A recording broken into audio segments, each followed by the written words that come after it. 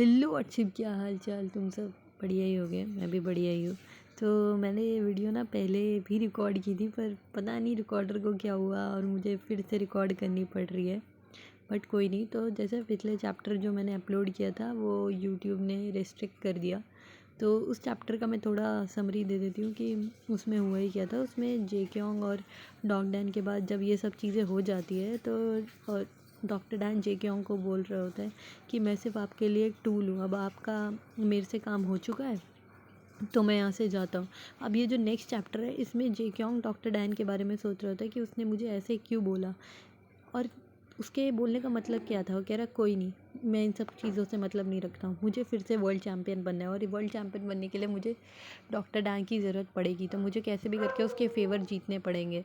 तो उसे doctor Dan की दादी की याद आती है कि हाँ चलो इनसे फेवर जीतते। तुम देख रहे हो जेक्योंग को कितना उच्च लेवल का गलीच है, पर छोड़ो। तो जेक्योंग जो है दादी के पास जाता है और उसके साथ बैठता है। तो दादी बोलती है तुम मेरे साथ बाहर चलोगे, मुझे लेके चलोगे? तो जेक्योंग लेके चलता है। फिर दादी उसे बताने लगती है कि तुम आ गए यहाँ पे, मुझे बहुत अच्छा लग रहा है। मेरा डैन हमेशा अकेला रहता था। तुम्हें पता है डॉक्टर डैन बचपन जब छोटा था तो मुझे थोड़ा परेशान किया करता था, पर जैसे ही बड़ा होने लग गया तो उसने मुझे परेशान करना भी बंद कर दिया। उसके माँ नहीं थी, उसके बाबा नहीं थे, कोई भी नहीं था। उन्होंने पहला शब्द जो मुझे बोला था वो माँ बोला था। दादी और बोलती है डॉक्टर डैन के बारे में कि डॉग कभी भी अपनी तकलीफ़ें दूसरों को नहीं बताता है, वो हमेशा अपने तक ही रखता है। उसकी तबीयत भी अच्छी नहीं है, मैंने उसे यहाँ पे अपने आप को लाने के लिए बोला था तो वो भी यहीं रहने लग गया। मतलब ये मेरी तो बर्थ सिटी है, मैं यहीं पे पली बड़ी हूँ, पर वो यहाँ क्यों रह रहा है? ना वो डॉक्टर को दिखा रहा है, उसकी थोड़े दिन से तबीयत ख़राब है, यहाँ पे हॉस्पिटल्स नहीं है इतने अच्छे, तो कैसे वो दिखाएगा? मैं तुमसे रिक्वेस्ट करती हूँ, जेक्योंग से रिक्वेस्ट करती हूँ कि प्लीज़ तुम उसे अपने साथ वापस सियोल ले जाओ, उसका कोई यहाँ पे देखने वाला नहीं है। मैं तो यहाँ पे मतलब मेरी उम्र तो हो ही चुकी है, मैं तो चली ही जाऊँगी, पर अगर ये ऐसा रहेगा तो ये भी मेरे से पहले तो यही चला जाएगा। तो ये सब बोल रही होती है। दादी उसको बता रही होती कि जी डॉक्टर डैन जो है पहले स्मोक करता था। तो जेक्योंग कहता है क्या डॉक्टर डैन स्मोक करता था? ये तो मैं सोच भी नहीं सकता। अपने मन में वो सोच रहा होता है कि स्मोक करता था और वो तो फिर वो कैरी ऑन करती है कि हाँ बहुत ज़्यादा स्मोक करता था और बहुत ज़्यादा मतलब बहुत ही हैवी स्मोकर था, बहुत ज़्यादा स्मोक करता था। तो वो पूछती हैं क्या वो अभी भी करता है?